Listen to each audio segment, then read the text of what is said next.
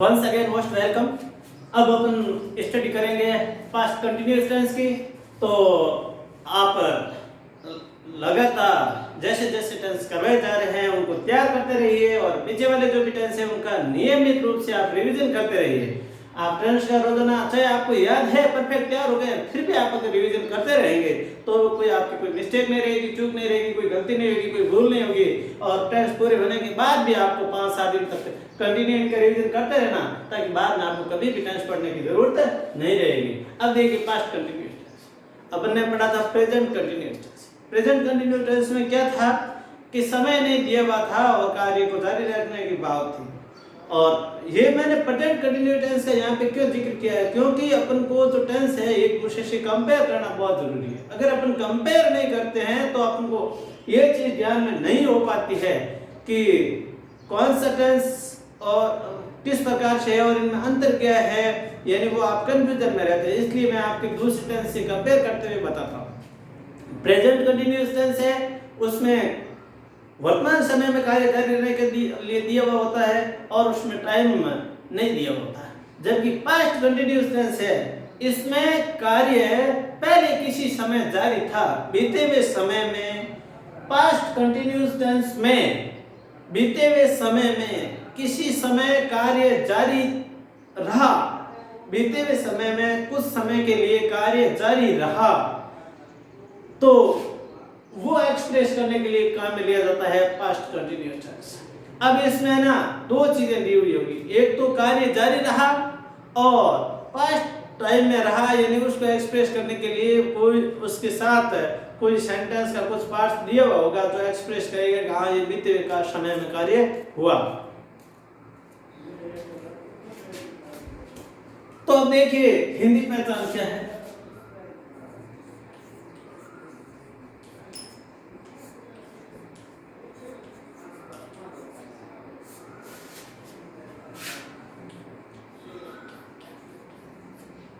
वाक्य के अंत में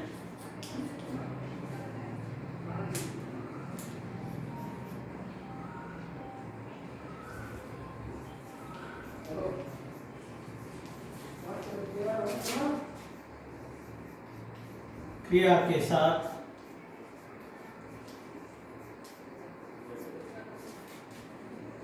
वाक्य के अंत में क्रिया के साथ रहा था, रही थी, रहे थे आदि शब्द आते हैं तो वो है पास्ट कंटिन्यूअस टेंस। इंग्लिश में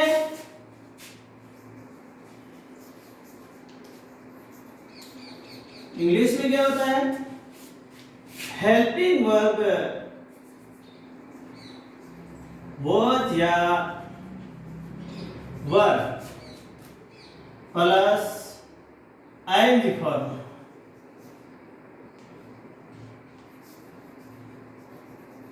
ing फॉर्म का मतलब होता है वर्ब की फर्स्ट फॉर्म में ing, यानी इंग्लिश में was या वर प्लस ing फॉर्म यानी वर्ब की फर्स्ट फॉर्म में ing का प्रयोग किया जाता है। ये है पास्ट कंटिन्यूअस टेंस की इंग्लिश पहचान। और हिंदी पहचान में रहा था, रही थी या रहे थे आदि वर्ड्स आते हैं वाक्य के अंत में क्रिया के साथ, तो वो है पास्ट कंटिन्यूअस टेंस। अब देखिए सेंटेंस बनाने की जो रूपरेखा है वो मैं आपको सबसे पहले बता देता हूं। और साधारण वाक्य में सबसे पहले सब्जेक्ट, उसके बाद में हेल्पिंग वर्ब was या वर, वर प्लस वर्ब की फर्स्ट फॉर्म में ing या मैंने ing प्लस ऑब्जेक्ट। प्रश्नवाचक में हेल्पिंग वर्ब आएगी सबसे पहले, वॉज या verb plus subject plus verb की फर्स्ट फॉर्म में ING plus object plus question mark. और नकारात्मक सेंटेंस किस प्रकार से होगा? सबसे पहले तो सब्जेक्ट है, फिर हेल्पिंग वर्ब आएगी वॉज या वर्ब, फिर आएगा वर्ब की फर्स्ट फॉर्म में आईएनजी, फिर ऑब्जेक्ट और फिर फुल स्टॉप। एक मिनट, इसमें नेगेटिव सेंटेंस है तो हेल्पिंग वर्ब के तुरंत बाद में लगाएंगे नॉट, फिर वर्ब में आईएनजी, फिर ऑब्जेक्ट, फुल स्टॉप। ये इस प्रकार से, ये तो ही आपके सेंटेंस बनाने के जो रूपरेखा है ये दी हुई इस प्रकार से होती है। अब देखिए हेल्पिंग वर्ब है वो वॉज और वर, इसका यूज कहाँ पे होते हैं देख बता देते हैं। हेल्पिंग वर्ब वॉज का प्रयोग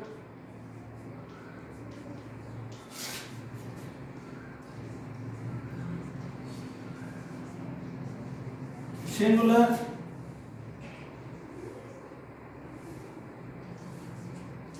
के साथ और वर्ब का प्रयोग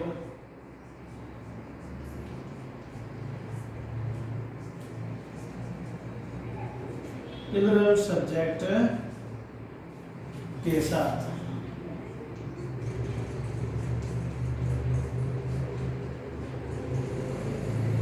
अब ध्यान देना, यहाँ पे वॉज का प्रयोग सिंगुलर सब्जेक्ट के साथ और वर्ब का प्रयोग प्लूरल सब्जेक्ट के साथ होता है। ध्यान देने की बात है कि आई सिंगुलर होता है, आई के साथ वॉज आएगा, वर्ब नहीं आएगा। अब अपन बनाते हैं सेंटेंस।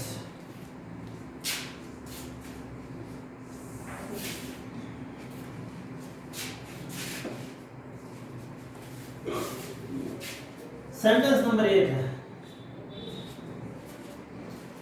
जब मैं घर पहुंचा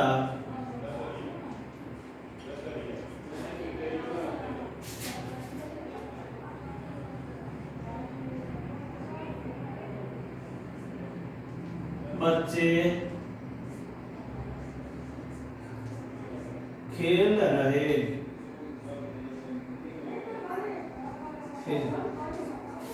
अब देखिए स्टूडेंट्स, इसमें दो मतलब सेंटेंस दो आए हैं। एक तो है, ये जो है पहचान के लिए शब्द होगा, मैं घर पहुंचा, ये पास्ट टेंस को एक्सप्रेस करने वाला सेंटेंस है, और बच्चे खेल रहे थे, ये पास्ट कंटिन्यूअस टेंस को एक्सप्रेस करने वाला। तो इसमें दो है, जिनको कहते हैं वे। अब देखिए when, जब मैं घर पहुंचा, यानी ये पास्ट सिंपल टेंस का सेंटेंस हो गया है, तो मैं घर पहुंचा। when I, घर पहुंचा, reach, I reach की सेकंड फॉर्म आ जाएगी क्योंकि पास्ट सिंपल टेंस है तो ईडी लग जाएगा। when I reached home, home से पहले टू लगाने की जरूरत नहीं रहती। When I reached home,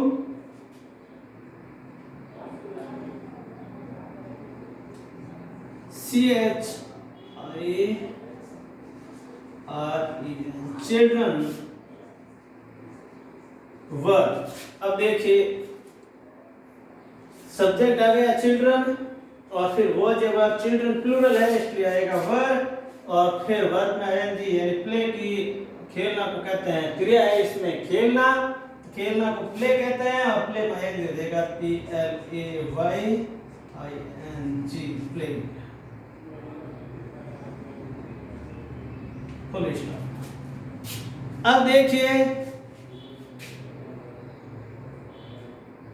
इसी सेंटेंस को अपन इंटेरोगेटिव बदलना चाहते हैं, तो अपन इसमें थोड़ा सा चेंजिंग करके बदलते हैं कि जैसे मैं कि जब मैं घर पहुंचा बच्चे खेल रहे थे,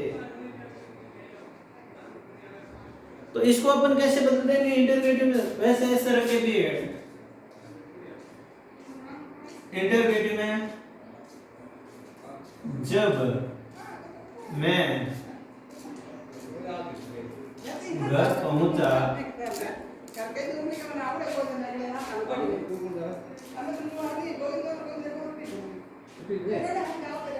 क्या इंटेरोगेटिव किसका बनाना है? इसका पास्ट कंटिन्यूअस का बनाना है, तो इसका होगा क्या बच्चे खेल रहे थे? क्या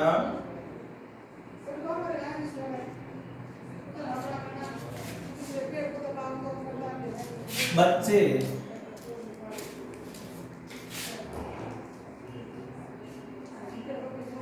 खेल रहे थे? अब देखिए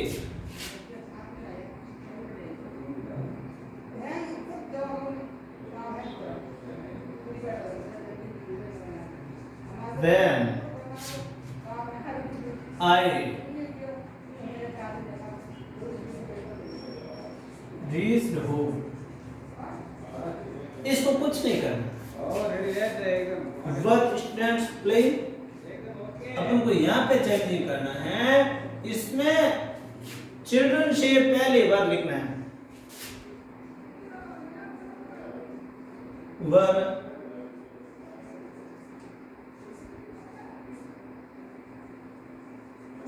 children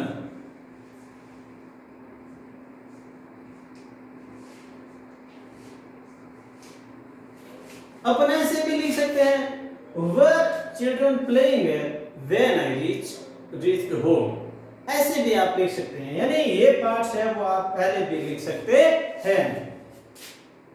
children were playing when I reached, यानी इसको अपन पहले लिख देते हैं तो कोमा लगाने की जरूरत नहीं रहती है, नहीं तो इसमें यहाँ पे कोमा लगाना होता है। व्हेन अगर बीच में आ जाएगा तो कोमा लगाने की जरूरत नहीं रहेगी। इसी बात का आपको ध्यान रखना है। नेगेटिव कैसे बनेंगे? नेगेटिव के लिए जब मैं घर पहुंचा बच्चे नहीं खेल रहे थे, जब मैं घर पहुंचा बच्चे नहीं खेल रहे थे। When I reached home, children were not playing। तो इसका मैं बना देता हूं आपके यहाँ पे नीचे।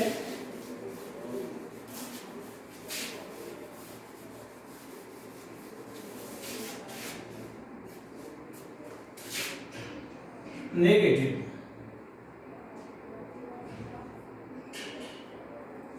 जब मैं घर पहुंचा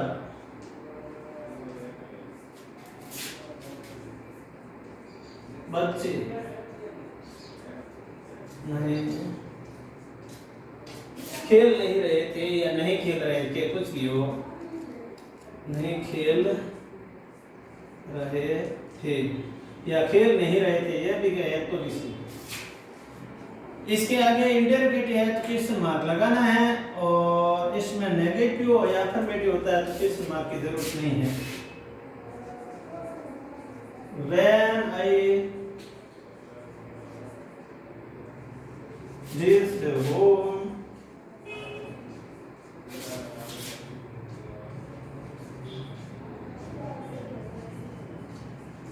children were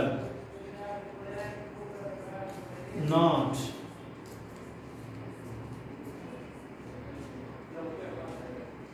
playing।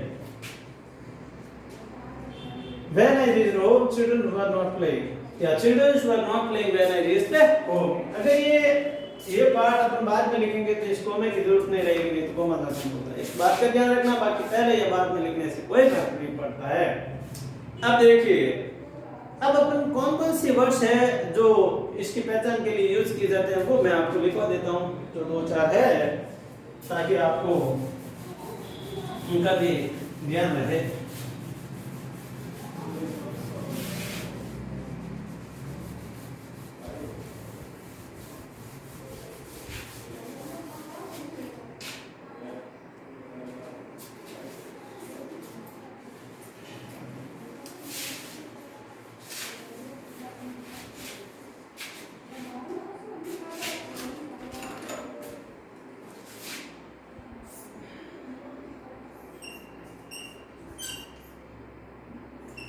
पहचान के शब्द या कैच वर्ड कह दो या यूजेज वर्ड्स कह दो, कुछ भी कह सकते हैं। Red,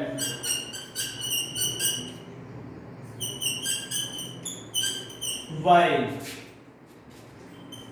H,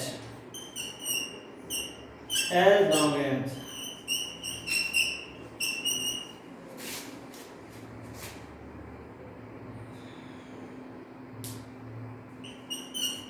at that time,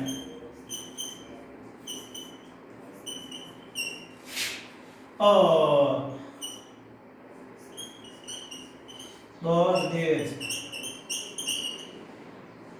ये शब्द है वो पहचान के लिए अपन काम में लेते हैं। तो एक बार आप अच्छी तरीके से देख लीजिए और चाहते हैं तो आप स्क्रीनशॉट भी ले सकते हैं। इनको याद करने के लिए अपनी कॉपी में नोट कर लेना है इनको और अच्छी तरीके से तैयार करना है। इस प्रकार से स्टूडेंट्स ये आपने आज पास्ट कंटिन्यूअस टेंस सीखा है। इसी प्रकार से जो पहले वाले टेंस है उनका रिवीजन करते रहना। और टेंस है वो सभी ग्रामर के टॉपिक्स है उनका हार्ट होता है। एक पहले जो मैंने कोई वीडियो अपलोड किया था उसमें किसी स्टूडेंट्स ने इस बारे में कमेंट भी किया था। तो आपको टेंस सीखना बहुत ही जरूरी है और अगर आप कंटिन्यू उनका पीछे वालों का रिवीजन करते रहेंगे और आगे सीखते रहेंगे तभी आपके टेंस बहुत अच्छे तैयार हो पाएंगे। थैंक यू, टेक केयर, जय हिंद।